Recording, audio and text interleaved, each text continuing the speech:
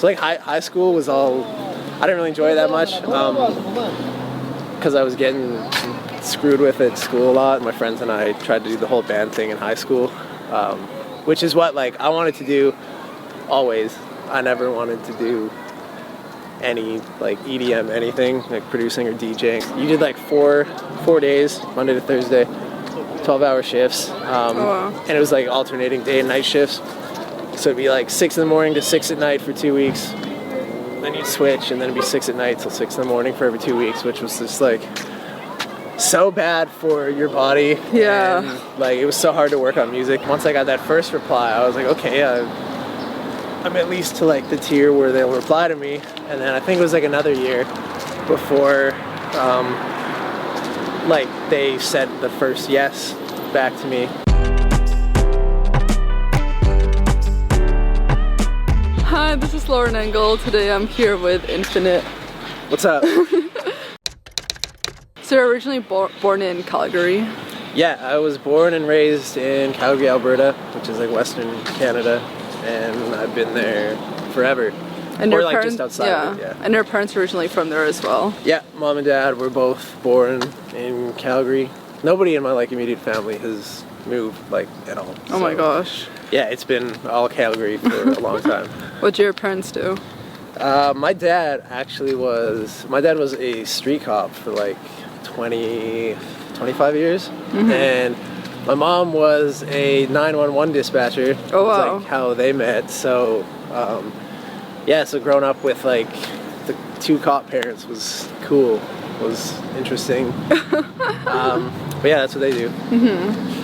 And what kind of music were they playing in the house when you were growing up? They played, I was raised on like the Beatles and Queen and stuff like that. I don't know. Those were like their main ones. They didn't really do like the whole Led Zeppelin thing, like most parents, or a lot of parents my friend's age. But yeah, classic rock was like their thing. Where do you think you got your creative side from? My mom played piano a lot when I was growing up. She doesn't really as much anymore. My dad is like not a creative bone in his body or musical bone at all.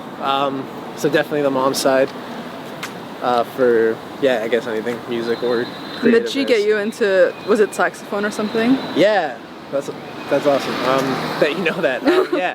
So she, when like me and my brother were kids, she thought that like music was important. I didn't really do any instrument like at all until I guess like grade 3 or 4 when like they give you the little recorders in school.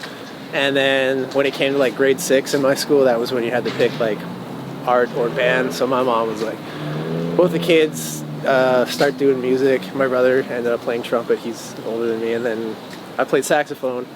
And I didn't want to like at all. I wanted to play guitar, but there was no like guitar in the school band.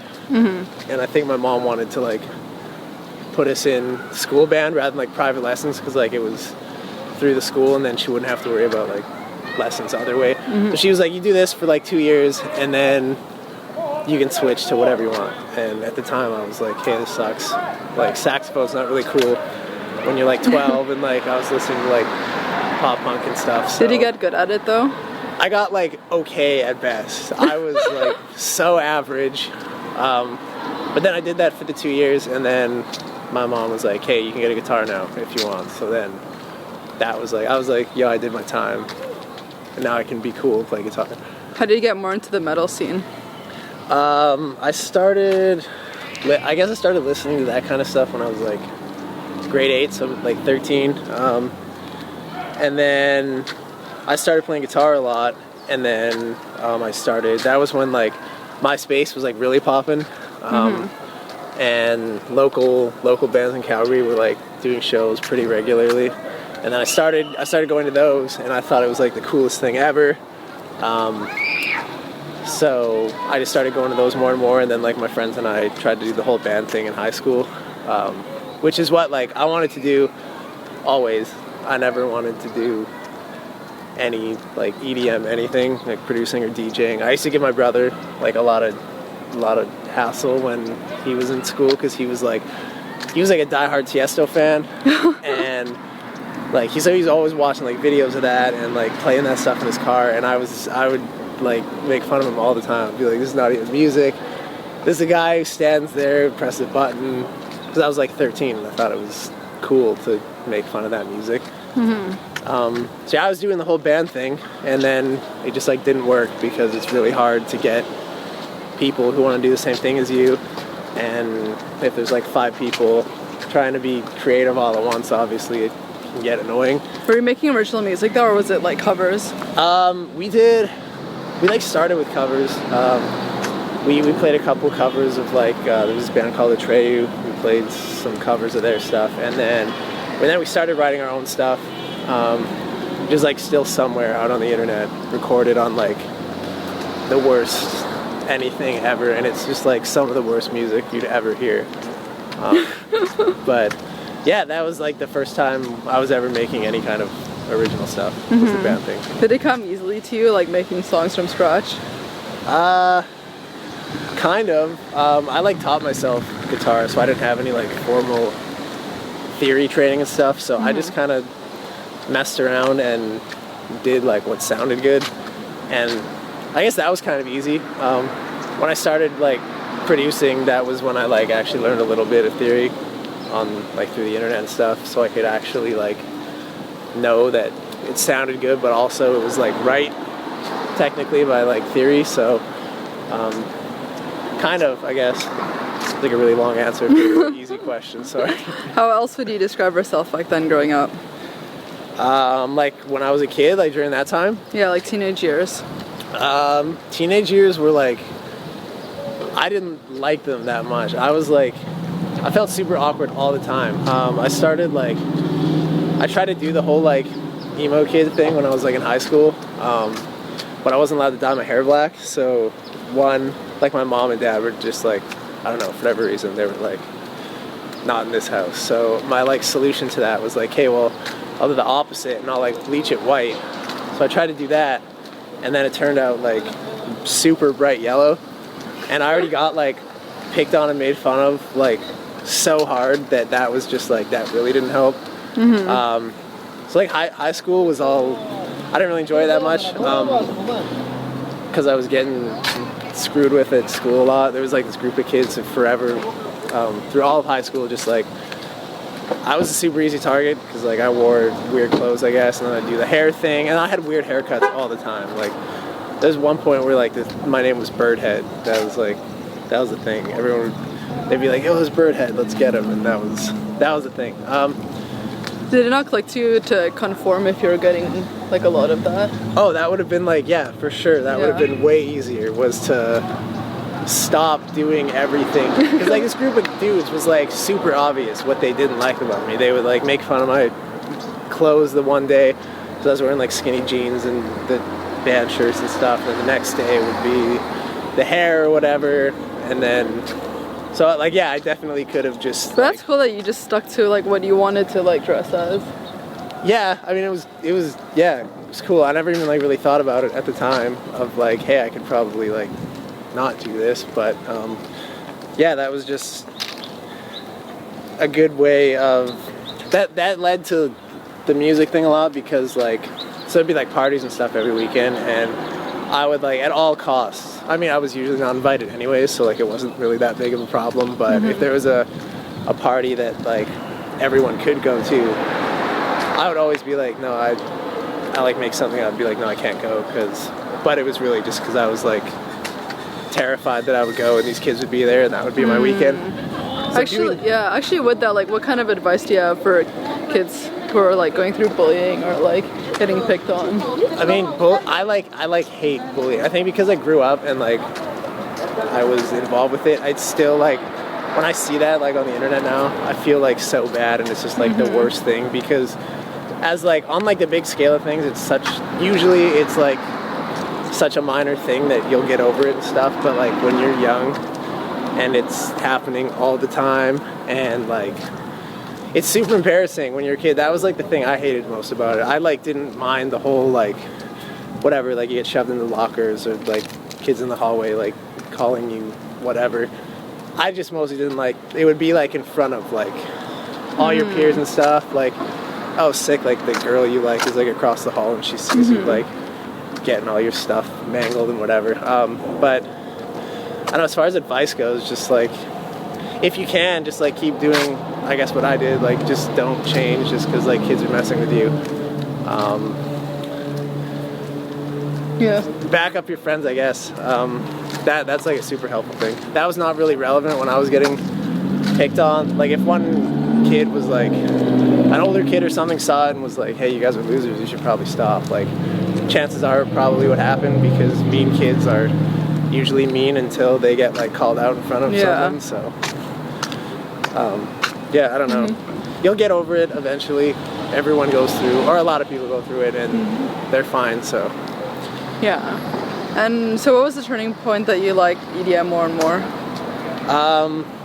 Right, okay, so yeah, I got kind of sidetracked there. So because I like didn't want to go out at all during school, and like the band thing just wasn't happening, yeah, just like staying home on weekends eventually. One of my friends like played me a dubstep song in his car once. It was a song by Ganja White Knight. It was called Peace by Fear, and I thought it was really cool. I'd never heard anything like that. And then eventually I just started having like so much spare time at home, and with the band thing it just wasn't working. I like Googled, I was like, how do you make this dubstep thing, whatever. And then I found out it was just like all done, like one guy, one computer, and I was like, oh, this is cool. I can do this and not have to rely on anyone else. So I think I just torrented like Fruity Loops back then or whatever, and then I started messing around with it, and that led into, I never like ever thought like, oh, this could be something I could do like seriously. I was just trying to like kill time. And back then you were inspired by Excision, Danzig, right?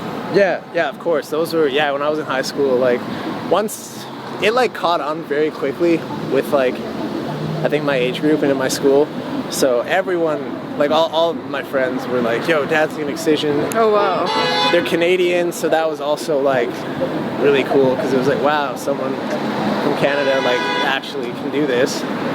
That was cool. So they were for sure, like for years, like the first two I'd ever heard, and was definitely trying to copy a lot of their stuff. And how did you get your music more and more out there initially? When I first started like taking it seriously, there was a thing called dubstep.net, which has now become EDM.com.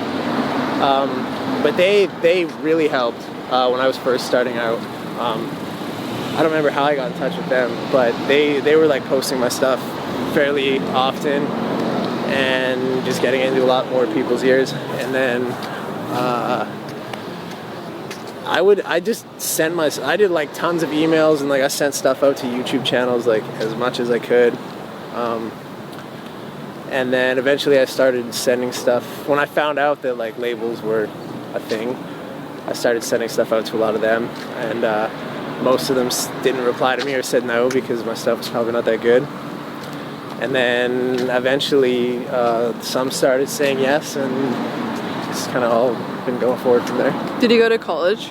I like kind of went to college. I didn't do like a full course, or like a full, I guess, 4-year or 2-year, whatever normal people do.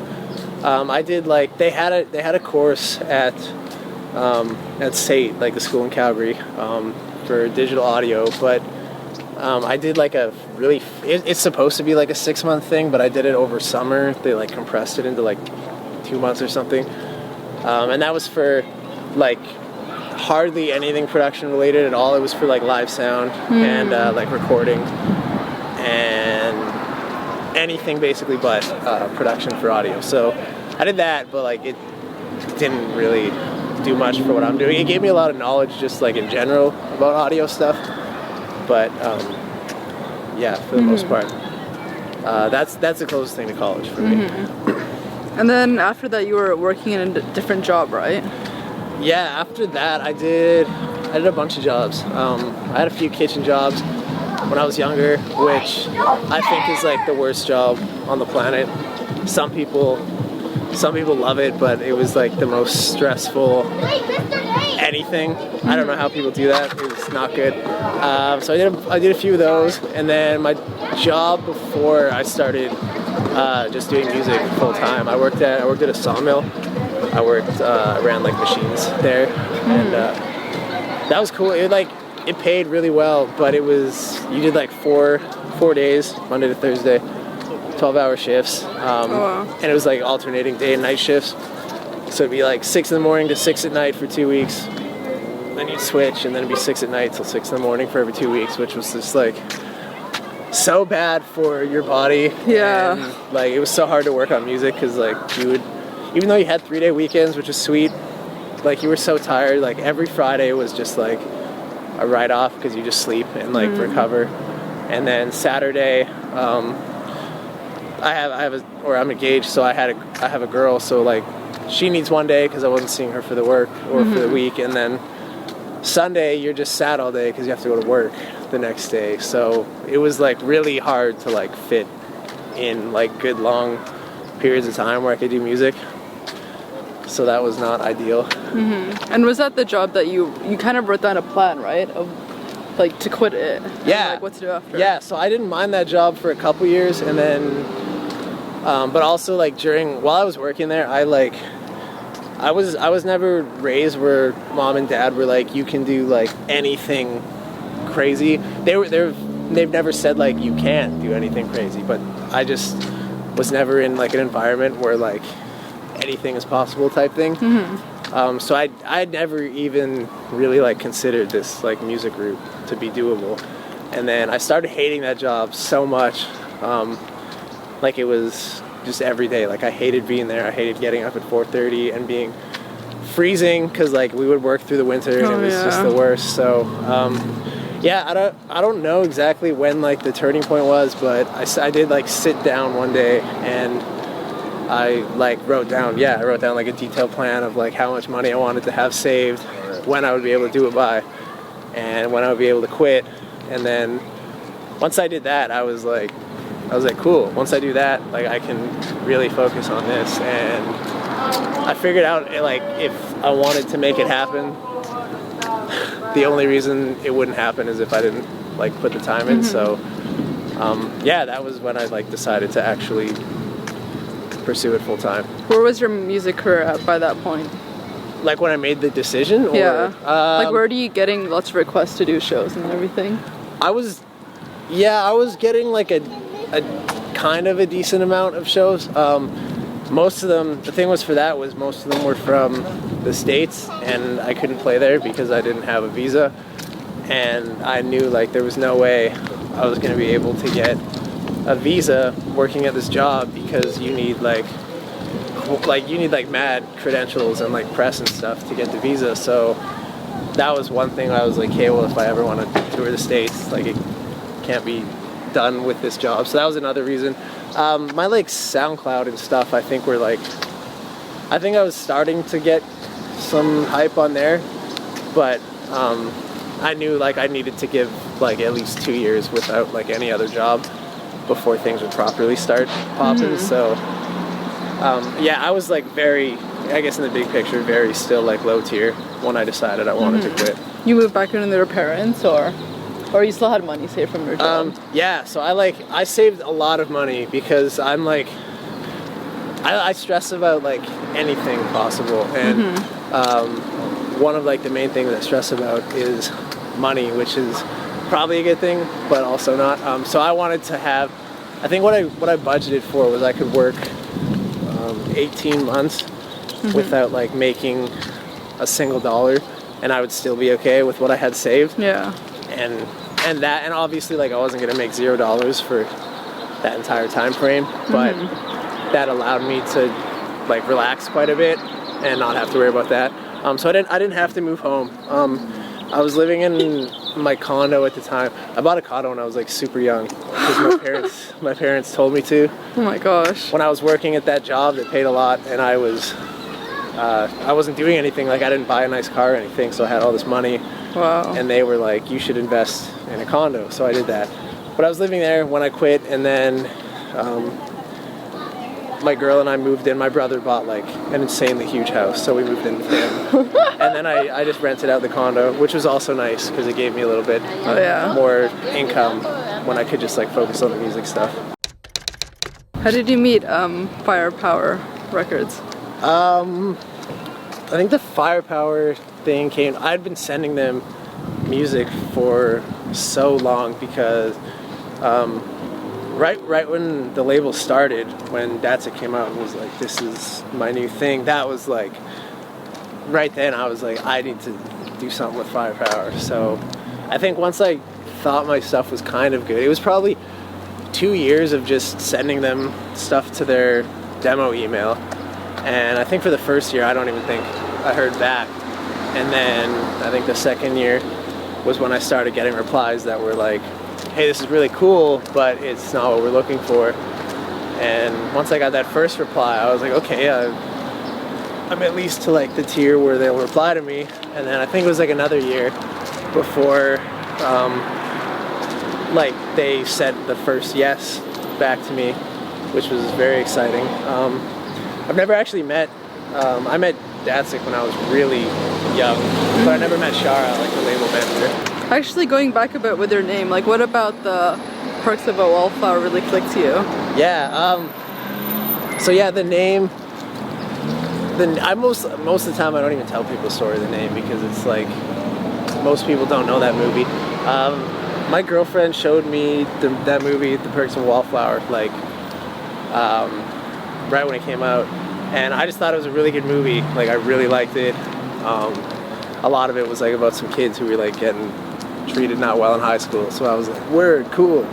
But there's one scene from the movie just where they use the word infinite, and I thought it was cool, and my girlfriend really liked that scene, and then I just rolled with that, and then just added the ones because that's what you do when you're 19 and you're trying to make a cool name. But it was actually because I was worried about like any copyright stuff. So. Yeah, that's smart. How would you say your music has changed compared to the early songs you made? I mean, it's definitely gotten a lot better. As far as style goes, I still think it's like a lot of my stuff is still just like kind of cliche melodic intros, and then I guess like bro steppy drop. I've made a lot more heavier stuff, I think, the last year. I'll do once in a while, I'll do something that's like not melodic at all, and I never used to do that. And then yeah, it's just gotten better. I've just learned a lot in 5-6 years. Yeah. Yeah. How would you say you've grown as a person compared to when you were younger? Sorry, what? How would you say you've grown as a person compared to when you were younger? Oh, how have I grown as a person? Yeah. I think I've grown a lot. I'll actually think it's like really cool. I'll think about it sometimes. I don't know, I feel like everyone, you just grow and you kind of like look at things that when you're a kid and you think it's okay to do something or like okay to say something because it's fine and you don't really think about things.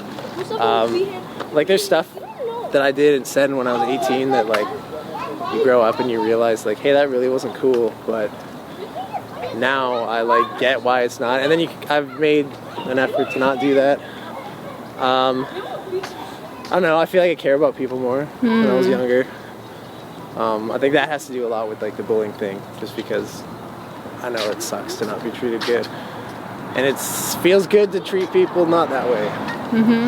What would you say have been your biggest challenges in life? Biggest challenges in life? Oh man, that's a good one. I'd say my biggest challenge right now is, I guess, just doing this as like a career. It's there's a lot of really hard things with it, and it's also hard too because like where I'm from, I don't really have zero. None of my like close friends at home or anybody that I live with or like hang out with is involved in the music industry at all, or like any creative careers. So it's really tricky to like talk to people about like if I've got problems or issues going on. And like it feels weird too when like if I'm playing video games at night with my friends and they're all like talking about going to work and stuff, and if I say like, yeah, I gotta go because I gotta work tomorrow, a lot of them are kind of like, what do you mean, like you don't work, you don't have a job? And you're like, yeah, I mean I do, but I get it, and like I don't really feel like I can talk to any of my like close circle about stuff like that because like they can't relate on any level. So that's tricky. Out here when I come here, like I get to hang out with everyone who like does the exact same thing as me. That's cool because like they get it obviously. But yeah, I'd say that's the biggest struggle right now is to just be chill with this. Actually, what are the meanings behind your tattoos, or do you have a favorite one? Yeah, so I have a lot. A favorite. I guess if I have a favorite one, it would probably be this one. This one's like the most, I guess, special to me. I got this one actually just this past fall. This is like the cover art for the We Came as Romans album, To Plant a Seed. And I got it because I was actually, I was like pretty close friends with the vocalist from that band, and he passed away in August. So I got that one for him, and that one's like, none of the other ones are for anything like that, so that one means a lot for that one. That was also like one of the coolest like relationships I've ever made through music. When I was like just started high school, that like We Came as Romans was one of my favorite bands, and I think maybe like 3 or 4 years into like doing the production thing, I found out that Kyle from that band, just on Twitter or something, he was like making dance music, so I started like spamming him on Twitter so hard because I thought that would be like the coolest thing ever if this guy who was in this band that I really like, who also likes EDM, if like I could ever get him to like hear my stuff or like say I was cool or whatever. And then eventually he like got back to me one day, and then I sent him stuff, he really liked it, and then he hooked me up for all access for like when he came to Calgary. And then I brought my girl out to Warped Tour one year, and he like treated us super well. And then, yeah, we became pretty close through that. But yeah, I got that tattoo for him, and that was, yeah, that one's like the most special, I guess. What does love mean to you? What does love mean to me? Oh, I knew you were gonna ask this because I've seen it a lot. That's. I feel like love. Is this like just in general, or like love versus being in love? Up to you. I feel like you want to answer. I guess both. I guess like love, you can love anything. I mean, if it's something that just like, I guess if you wake up looking forward to, you know, if you love your job, if you wake up, you look forward to doing that, or you look forward to doing specific things. You know, like if you love helping people or whatever, you wake up, you're excited about that. I guess just something that's like always on your mind in like a positive way. That's probably love. I guess it's the same for like if you're in love with someone, if you wake up excited to like hang out with them, or if you like go out with like the boys and you're excited to tell them. Yeah, I like that positive aspect, like how you were saying. Yeah, I think, I don't know, maybe if they're always on your mind, you're excited about them, or that's what I do with my girl. I like her. She's cool. I like telling people about her. Last question. What do you want to be remembered for? What do I want to be remembered for? Oh, that's good. I would like to be remembered for, number one, being a good person for sure. I would much rather be remembered for like me as a person than music stuff. Obviously, I'd love to be remembered as someone who, you know, makes cool art or does that. But I guess number one, be a good person. My end goal with anything music is I don't really have like any specific like festival or like label or like artist to work with, anything like that. I would just like to get to a point where I can hire a friend to be a tour manager full time, who wants to do it. I can hire like a photographer who wants to do photography as a career, so like I can do that. I want to be able to like give people like the freedom to like do what they want to do. So obviously if you're successful and like you have that platform, you can do that. So I'd like to be remembered for doing something like that. Yeah, I love it. This was so much fun. Thank you. Yes, thank you very much for having me. This has been awesome. Bye guys.